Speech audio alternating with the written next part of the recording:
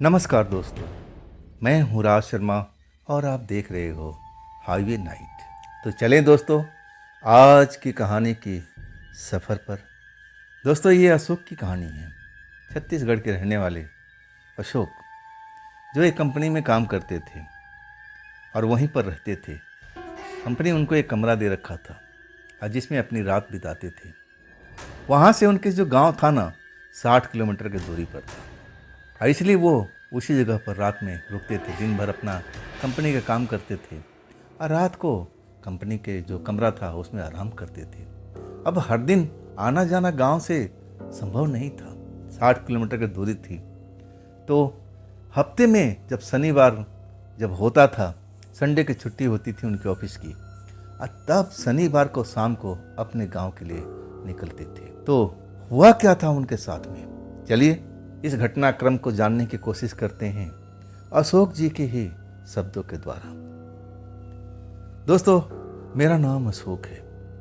मैं कभी भूत प्रेत से डरा नहीं था, ना मैं देखा था और ना मैं इनको मानता था।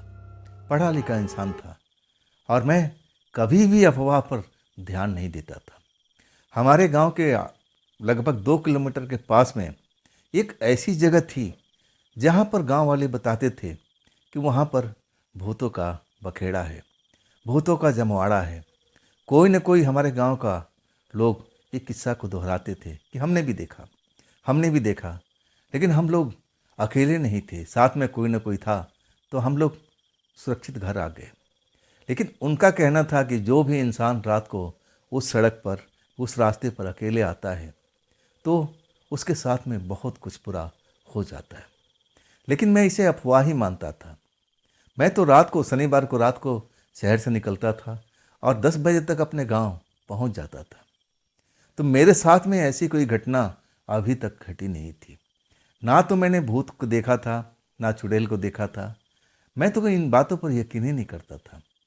और जब होता ऐसी कोई बात होती तो वो भूत प्रेत मुझे भी नज़र आते। तो मैं इन चीज़ों को मानता भी नहीं था और ना डरता था। लेकिन उस शनिवार को रात को जब मैं निकलता हूँ, मौसम बिगड़ने लगता है।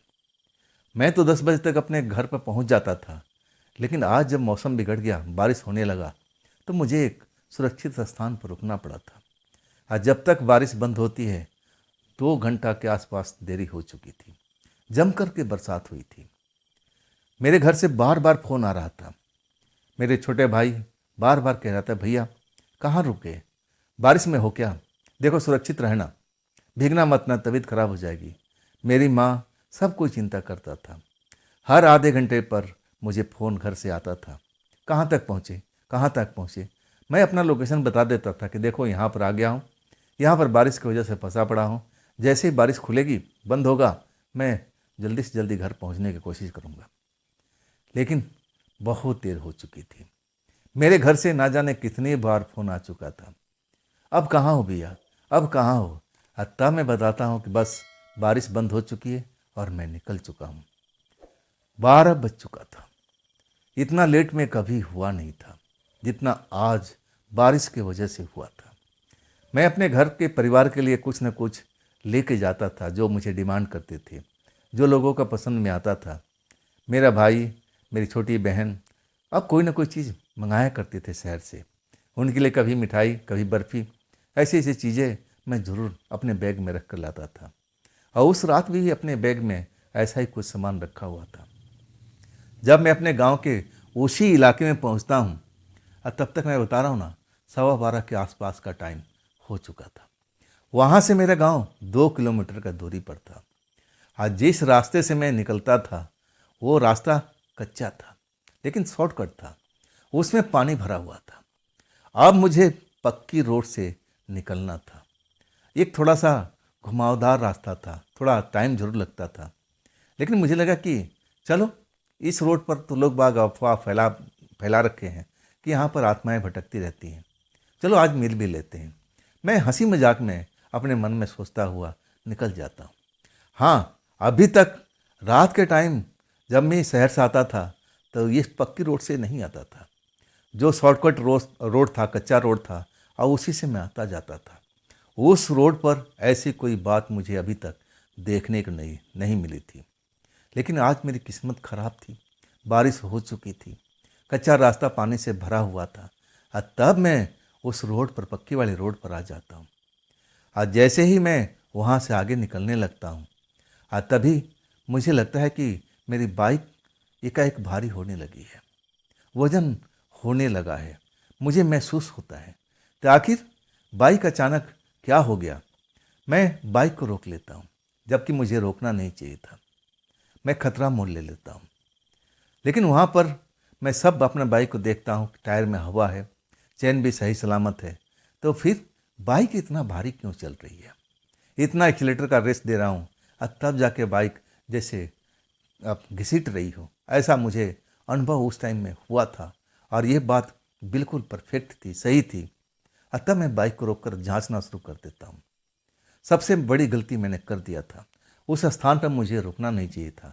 जिस हालात में बाइक थी ना, मैं अगर निकाल के चला जाता ना तो शायद ये सब मुझे देखने के लिए नहीं मिलता। अब बाइक तो बिल्कुल सही थी, ना तो हवा कम था, ना चैन वगैरह कोई ऐसा कुछ था। सब कुछ सही होने के बाद फिर बाइक पर मैं बैठ जाता हूँ, बाइक स्टार्ट करता हूँ और जैसे ही मैं बाइक बढ़ाता हूँ ऐसा लगता है कि मेरे पीछे में कोई बैठा हुआ है। मैं पलट के देखता हूँ तो एक मोटी सी महिला, और जिसका चेहरा बहुत ही डरावना है, कब आके मेरे बाइक पर बैठ जाती है जैसे बाइक इसी ने खरीद रखी हो। जब मैं भयानक चेहरा देखता हूँ ना, तब मैं बहुत डर जाता हूँ।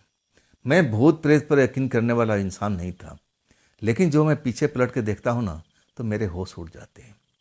और वो औरत मेरे बैग को पूरा खोल रखी थी और उसमें से जो मिठाई अपने भाई बहन के लिए मैं लेके आया था और उसको निकाल के मज़े से खा रही थी। जैसे ही मैं पलट के देखता हूँ, मैं तो अपना होश जैसे खोने लगता हूँ। और वो औरत बिल्कुल डरी नहीं थी कि मैं उसको देख रहा हूँ।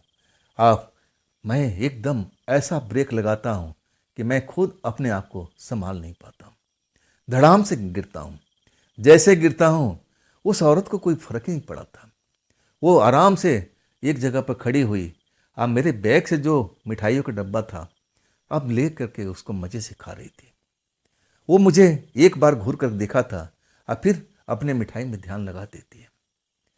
मैं जिंदगी में कभी इतना डरा नहीं था। मैं तो भूत प्रेत को महत्व देता ही नहीं था।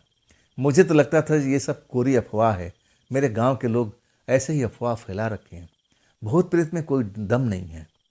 मैं इतनी रातें बगल वाले सड़क से गुजर लिया था, जबकि वो भी इसी इलाके में आती है, ये कोई अलग जगह नहीं थी।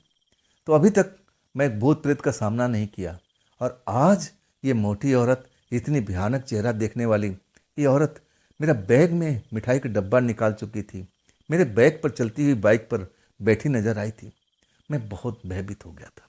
बाइक गिरी हुई थी, लेकिन इंजन स्टार्ट था, पहिया तेजी से घूम रहा था। मैं कभी उस औरत को देख रहा हूँ जो मिठाई खाने में मगन थी।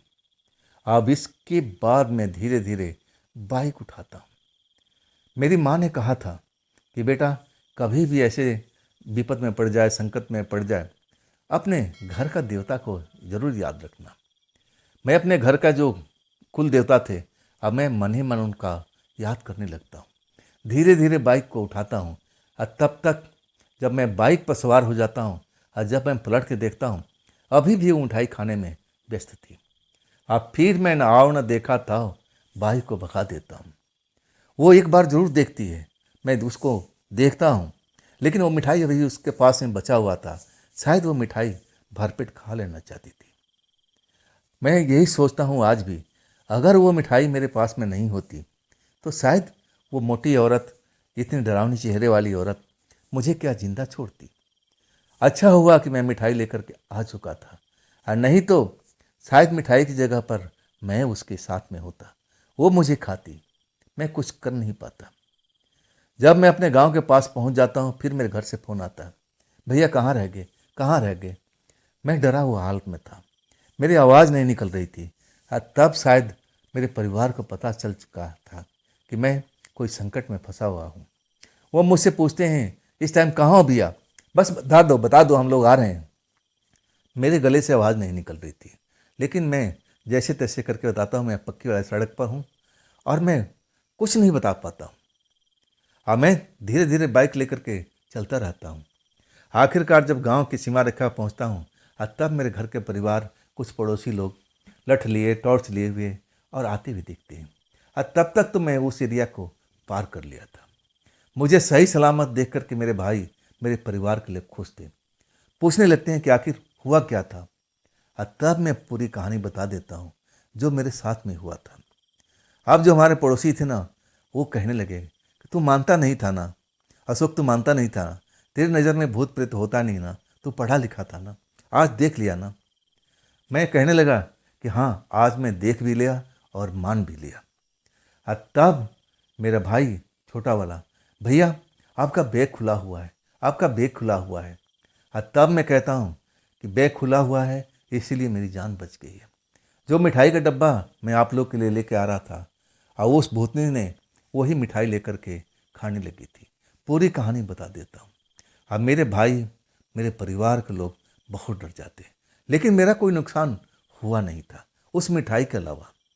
और उसके बाद तो मैं कभी हिम्मत नहीं करता था कि मैं देर रात तक अपने गांव में जाऊं। मैं जब आता था ना 8-9 बजे तक, इसके बाद मैं अब उस रास्ते से मैं जाता नहीं था। मैं अपने परिवार के लोग को किसी न किसी को फ़ोन करके बुला देता था कि आप लोग बस स्टैंड पर आ जाओ, अब मैं तब तक इतने टाइम में पहुंच जाऊंगा। और ऐसा ही मैं अभी भी करता हूं। तो दोस्तों, ये थी अशोक जी की भेजी हुई कहानी। ये कहानी आपको कैसी लगी कमेंट में ज़रूर बताइएगा। अगर आपके पास भी ऐसी कोई घटना है, कहानी है जो मुझे आप बताना चाहते हो, भेजना चाहते हो, तो आप मेरे इंस्टाग्राम पर, मेरे व्हाट्सएप नंबर पर, मेरे मेल आईडी पर अपनी कहानी को आप भेज सकते हैं। दोस्तों, ये भी चैनल आप ही का है, तो इसको भी अपना प्यार दीजिए, लाइक कीजिए, सब्सक्राइब कीजिए, शेयर कीजिए अपने दोस्तों को और हाइप वाले बटन को ज़रूर दबाइएगा। तो दोस्तों, फिर मिलते हैं इसी चैनल पर कल की रात एक नई घटना, एक नई कहानी के साथ में। आप लोग अपना ख्याल रखिएगा। नमस्कार।